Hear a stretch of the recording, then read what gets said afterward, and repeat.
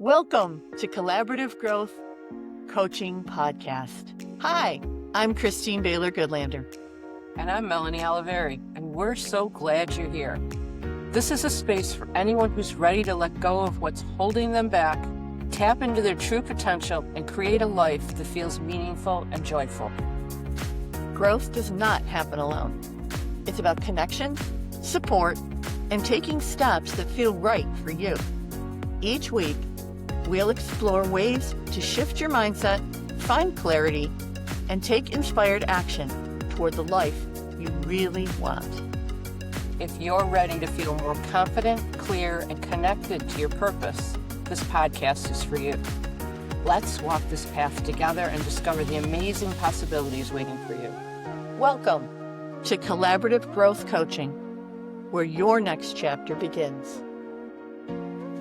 Welcome back, beautiful people. And we are here today with a special guest, and that is Jean Stinson. And Jean is the owner of Karuna Yoga Buffalo. She's a 500-hour registered yoga teacher. Is that how that goes, I believe, Jean? Sure, that sounds good. 500-hour trained. All right. And she's with us today to talk about how one can combine yoga with coaching and how do the two mesh? How does yoga help someone who's doing coaching as well as a modality to improve their life? So, Jean, welcome and thank you for being here today. Thank you for having me. So, can you share with us how you first got into yoga? What drew you to the practice? And was there really a pivotal moment for you that changed your mindset, pushed you into yoga? I studied Eastern philosophy in college. And so yoga is very similar to that in a lot of ways. But first, when I practiced, it was more for physical aspects. And I didn't really connect to the spiritual part of it until about 2005, after I had my first child. And I had a very stressful job, and I started using it as a way of stress relief and then really appreciating all the other things that it had to offer besides the physical pieces of it. Beautiful. So, how do you use yoga in your own daily routine? And is there a simple yoga or breathwork practice that you would recommend for somebody who's feeling stuck? The yoga I use in my own routine, I almost 24/7. I have minimum daily that I do. I wake up in the morning, I do a systematic relaxation. My nervous system is not naturally calm. It's up here in my baseline. So I get up in the morning, I want to pop right out of bed. So I make sure I don't do that. I try to do systematic relaxation from head to toe. Try not to check my phone. When I open my front curtains, I do some breath work. When I heat my tea, that's when I do my physical practice. So that's like a minimum daily that I have that, but really every second I'm reminding myself to relax, specific parts of my body when I'm driving and to not hold my breath. It's an all day thing. I think there was a second part to that question. If there was a simple yoga or breathwork practice that you'd recommend for people if they're feeling like stuck or overwhelmed with life? Definitely the easiest thing you can do, and one of the most effective things you can do, is just to pause, sit down, relax your face, neck, and shoulders, and to focus on your inhale and exhale through your nose. When you inhale, the touch of air is cooler. When you exhale, it's a little bit warmer. And just recognizing those things brings you to the present moment. When your mind wanders to the future, you get anxious. To the past, you can get sad. So the best way to bring your awareness back to the present moment, which brings you to contentment, is to focus on inhale and exhale. And everybody can do that. So do you find that there's a particular practice or something that you feel is very powerful for someone who's having a lot of self-doubt or limiting beliefs in their life? Yeah, I mean, there's so many practices that you could do, and it depends on the individual. But that self-doubt piece, if you do work with the navel center, there's navel squeezes you could do, or some breathing exercises that you could do. But anything that has to do with navel squeezes or navel engagement. That is we call it the pranic hub. It's the Manipura chakra, the solar plexus chakra. And getting that energy just moving, getting that stuck energy flowing will be a good start. Thank you. So, if life coaches wanted to incorporate yoga, movement, even breath work into their practices, um, what advice would you give them with that? 100% I would say whatever you're going to teach, just practice yourself. So pick something that you want to try. And if it speaks to you and you like it, keep it. If it doesn't, you don't feel comfortable with it, don't do that. Pick something else. There's plenty of things that you can pick from and do different things and see how it affects you. Is it relaxing to you? Is it energizing to you? And that way you'll have things in your toolbox and then you can say, "Oh, I know what's relaxing. This will help." And you'll be really comfortable teaching it because you'll be practicing it and you'll know it. So So, someone with no yoga experience, start using it. Someone with no yoga experience, what should where should they start? Where should they Is that what start? Uh, find a teacher. So I would, if you have no yoga experience, I would find a teacher and I would research them. What's their background? Where did they train? What type of yoga do they teach? There's all different kinds of yoga. When someone will come, my doctor recommended yoga. Well, I'm glad you ended up here and not, in some very fast, very hot, stressful situation. The West has a way of making things faster and more stressful, and we've done that with yoga as well. So there are options online too. If you don't feel comfortable going out first, Yoga International has a great library of things that you can do, and that's traditional hatha yoga. So you probably want a traditional form of yoga if you're looking for the relaxation and the spiritual connection with it, the whole mind, body, and not just an exercise. So find something online. There's probably a lot of things online too that resonates with you, and read the backstory and make sure it's something that connects to you. yeah. Can you share with us a story of a student who experienced a breakthrough in transformation through yoga? Oh my gosh, there are so many. There are countless. And I don't want to give anyone's individual stories. I could say some things that I know people have shared themselves. People have broken away from unhealthy relationships. People have left jobs that didn't fulfill them and ended up starting brand new things that they're successful at. Um, Even just getting on the mat and having a routine and being disciplined. But there's been a lot of exciting, trips. People take trips. They do things in their life they wouldn't have normally have done, but taking risks and doing things to enjoy life. So I mean, there's change after change after change. It's all about growth. So we're constantly growing and changing. And there's a lot of success stories. A lot of my students, a few, and I'm actually really happy about it, have gone on to be teachers. And just even going through the yoga teacher training is life changing in and of itself. So lots of good stuff happens. Which is beautiful because for us that's the goal, right? Getting people to a place where they live a life they love.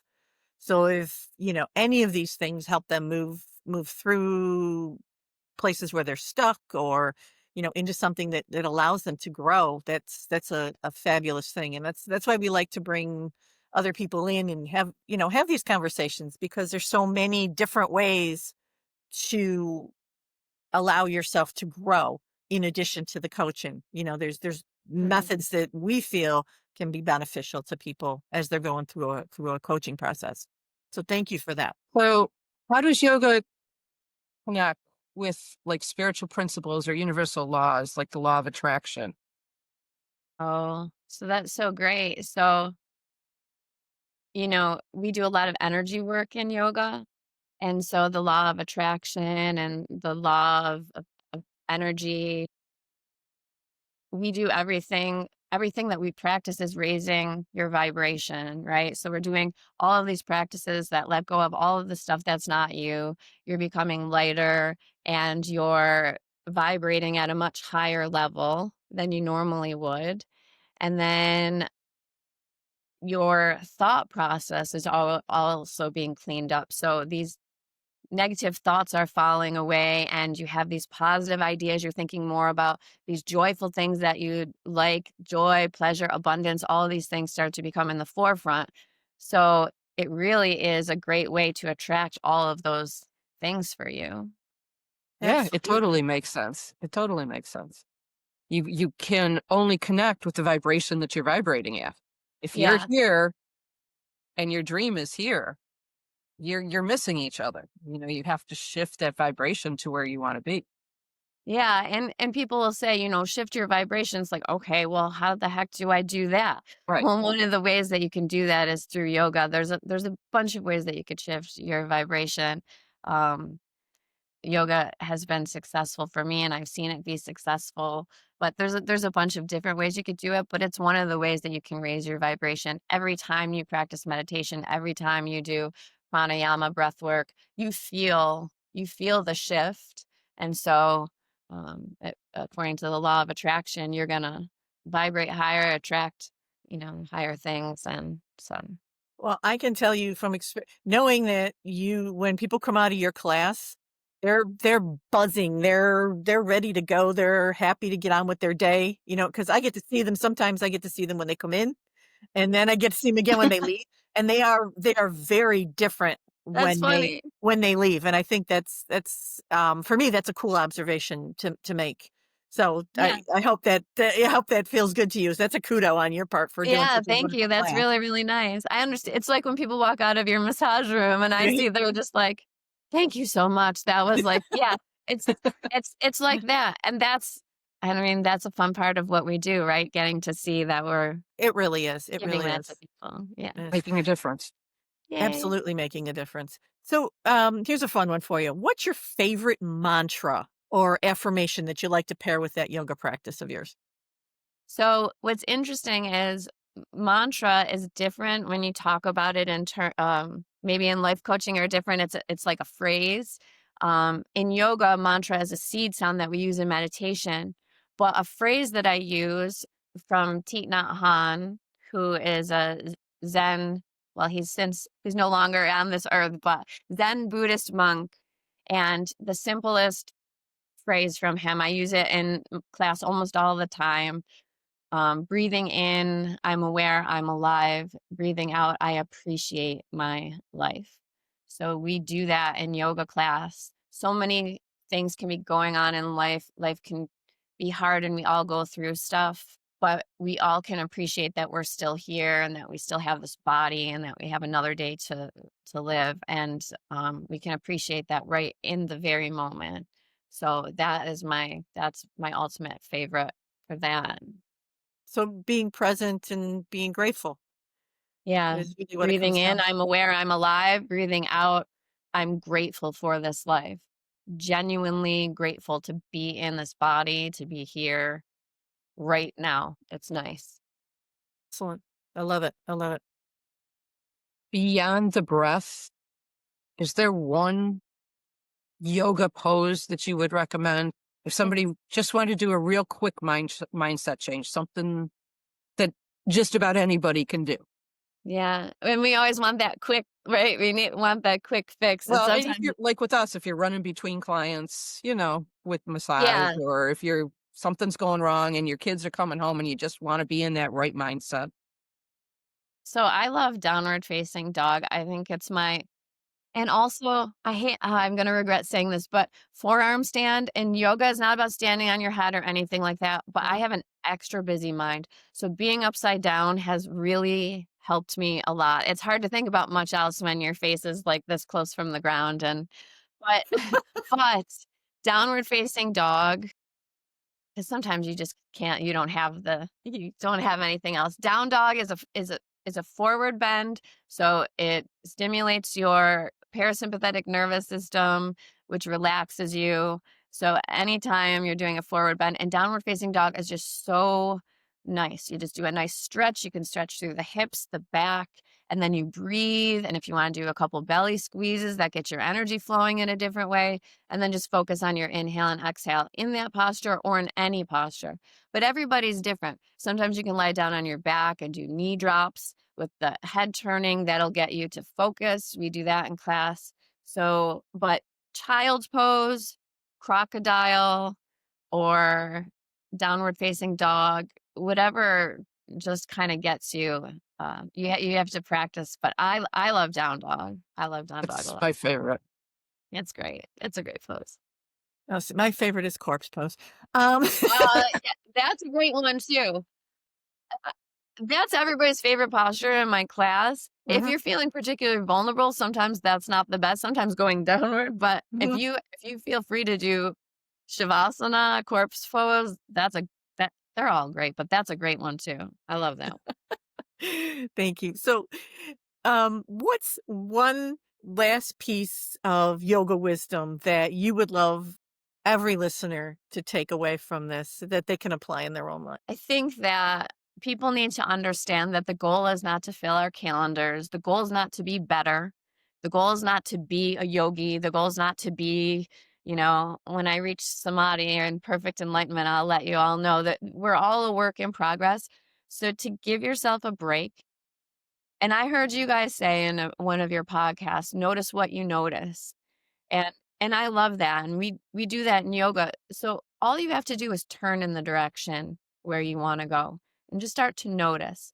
You're not your thoughts. If you catch yourself, "I'm so stupid, blah, blah, blah," negative self-talk, start to notice that. You're not your thoughts. You have thoughts, and then you can be discerning about which ones you want to accept and which ones you don't. You're not your emotions. You can have your emotions, but they don't have to have you. It's going to happen. You're going to get mad sometimes and then, you know, maybe pop off a little bit, but get in the habit of noticing your emotions. Notice when you're sad, notice when you're happy, notice when you're mad, and just be like, "Oh, that's interesting. I feel really mad right now." So just don't beat yourself up about stuff. You can start over. If you make a mistake, let it go. In the West, we're really good at holding on to guilt. Mhm, In the East, they don't have that the same with philosophy. It's, you have this guilt feeling to say, hey, that doesn't really, I don't feel settled with that. I don't want to do that again. Doesn't mhm. vibe with me, and then you move on, and then that's gone and the guilt's gone. So practice doing that more, letting go of the things that aren't you, and and you don't have to be busy all the time. You can actually do nothing, and that's okay. Thank you for that, Jean. Great. We appreciate Definitely. that very much. You're We're welcome. so we're so used to being busy. It's And not it's hard to change, isn't it? it Yeah, I really mean, is, and even we if all find changes it. for the better, people are Yeah, afraid of it because we want to be in control a lot, and we're not in control of a lot. Realizing that and letting go, uh, it's helpful. yeah. I mean, you mentioned being afraid, and it, fear is your constant companion if you're going to grow. Mm. It's there. It's just don't let it be your guide. Yeah, I Just mean, there's put it in the two back kinds seat. of fear. Sorry, there's fear that keeps you alive, right? Mhm, Like there's traffic, you're scared, you don't want to get hit by a car. There's fear that keeps you alive, and there's fear that keeps you from living. And that's when you want to do it anyway. You're afraid. I was afraid to quit my job and go to school for yoga, but I did it anyway, and that's courage. When you're afraid and do it anyway, that's courage. And so know the difference. You don't want to, something terrifies me, I'm going to run and do it. Not necessarily. Decide, is it holding you back or is it keeping you alive? And then, go for the things that you want. There's so often we hold on to things that are so small when what wants to come to us is far beyond our wildest dreams. It's just practicing that trustful surrender and a parigraha, non-attachment, just letting go and trusting that there's a future out there that's better than the one that you're clinging to at the present moment. Thank you, Jean. That was wonderful, and I think that's a beautiful note for us to end on. So we thank you so very much for being here. Jean's Thank you. Definitely. Thank you. Jean's information will be at the end of the podcast, but karunayogabuffalo.com is her Mm, website. So go check it out and sign up for class because I want to see you come in the door and I Oh, want to see you leave sweet. feeling better than you did when you came in. So thank you so You're much, so- Jean. Thank you guys. You're so sweet. Thank you. Have a beautiful day. You as well. And for everyone out there, thank you for sharing this time with us. Remember that you are loved. Keep dwelling in those limitless possibilities, and we will see you in the next episode. Bye for now. Bye.